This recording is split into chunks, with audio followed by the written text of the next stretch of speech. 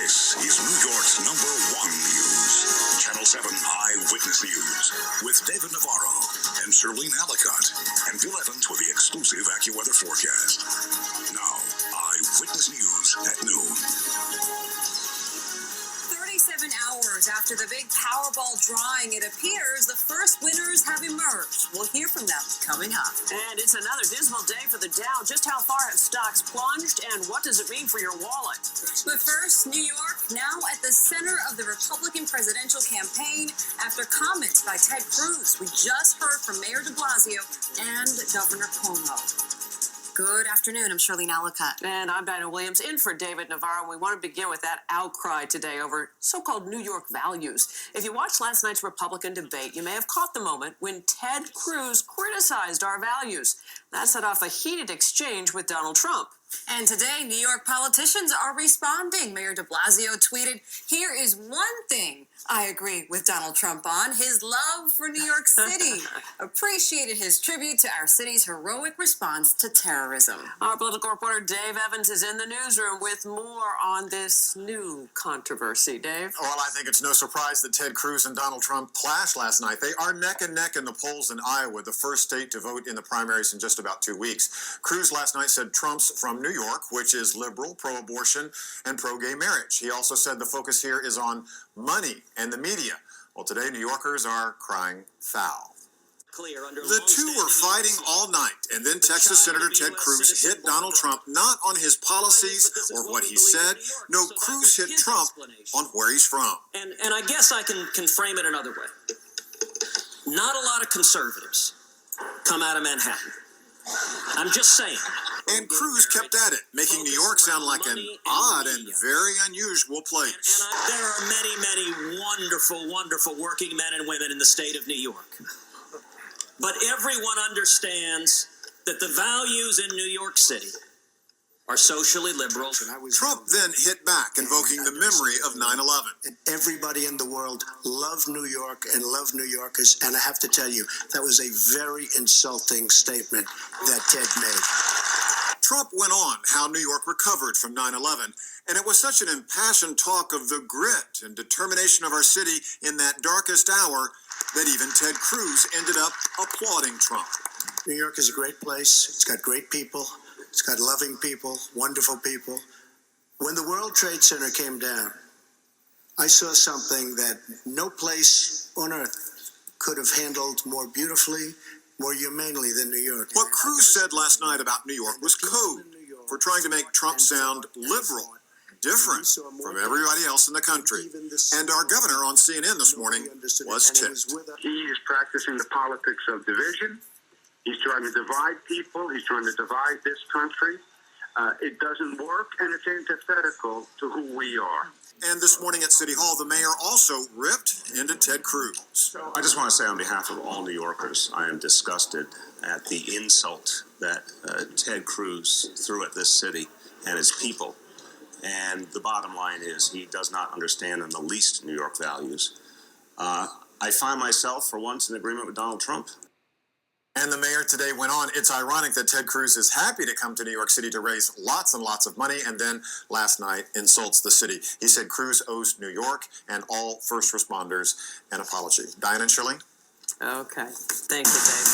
We got some breaking news on Wall Street. Another major sell-off on Wall Street as the Dow has plunged triple digits again. Stocks fell immediately after the opening bell. Investors weary after the price of crude oil dropped yet again. It is now below $30 a barrel. I want to take a look at the big board. This is live right now. The Dow is down 416 points. It's going down even further as we speak. And it's taken the Dow down below the 16,000 mark. So this is a big move on the Dow going down this low. We'll, of course, continue to follow this all day for you. Have more coming up on our newscast later.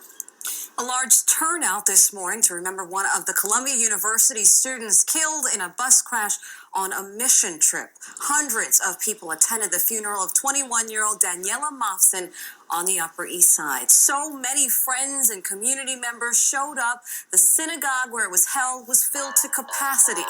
Everyone else stood on the sidewalk and in the street while listening to the service on loudspeakers. It's an extraordinary show of support. It's a great community, and everybody loved her. From the time she was little, she worked to improve the lives of others. She was always thinking about taking care of other people. Mofson was one of 30 volunteers in Honduras working with Colombia's medical brigade program. She and 2 others were killed Wednesday when their bus crashed while heading to the airport to come home. Police are investigating a woman's claim that she was raped at the Port Authority bus terminal by a man that she met online. The woman says the suspect goes by the name Jeffrey Kent on eHarmony. He's accused of forcing her into an abandoned train tunnel under the bus terminal and then raping her. The woman says her attacker came from out of town just to meet her on Monday.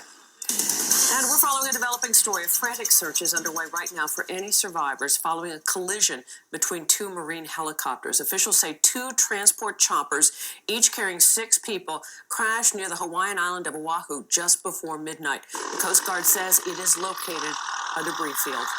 A boat, a Navy helicopter, and a Honolulu Fire Department helicopter are searching for victims, but darkness and high surf have been hindering the rescue efforts up to now. The mystery lingers. Who are the winners of the Powerball jackpot? There are 3 winning tickets, and it'll be hard for any of the ticket holders to avoid the fame that will come with winning the largest Powerball jackpot ever.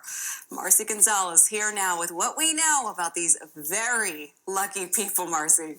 Hi, Charlene. Well, lottery officials say no one has claimed their prize yet in any of the 3 winning states, but one family from Tennessee says they are doing that later today, while the mystery in California now has a twist. Today, Powerball perplexity.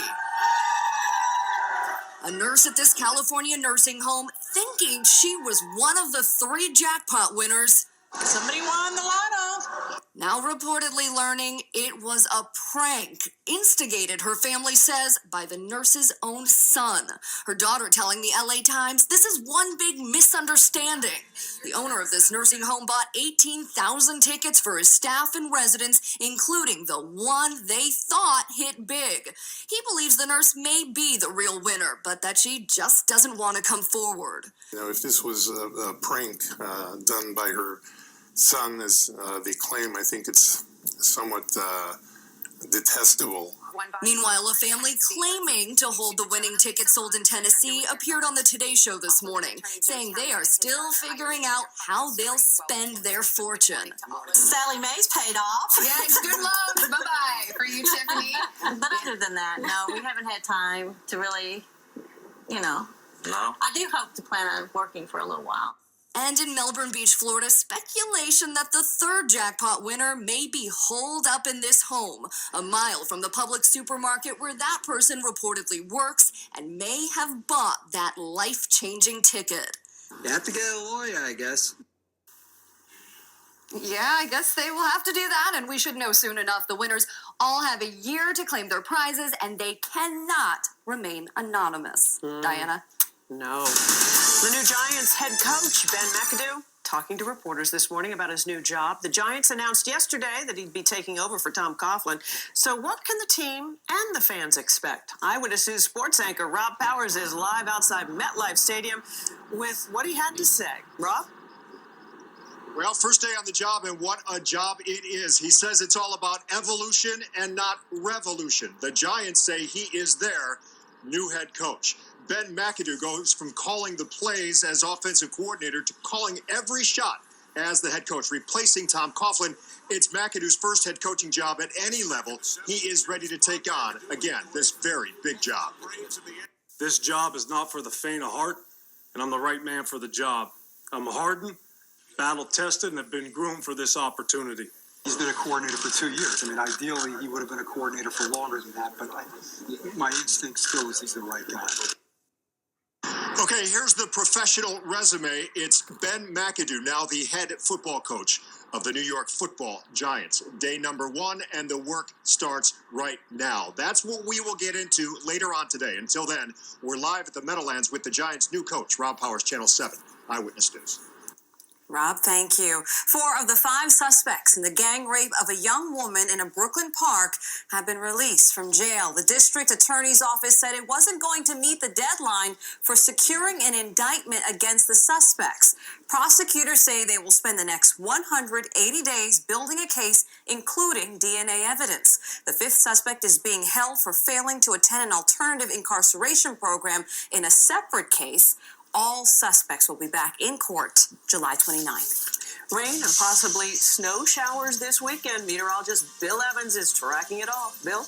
Well, we're looking at some very mild weather to get you into what's going to be a changing weekend of weather. These temperatures right now are really mild. We should be at about 35 degrees. We're looking at 39 and Port Monticello is 37, 46 around the park, 48 around Jamaica, Queens, and around Newark. We're looking at some rain coming in tonight. We're looking at some bitter cold Sunday. I'll tell you all about it. Your accurate weekend forecast coming up in just a moment, so don't go away.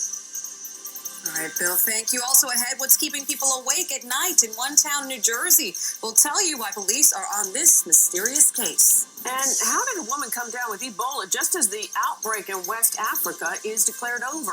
And hear from little Leah Still, now cancer-free, about where she got her strength and what she wants to be when she grows up.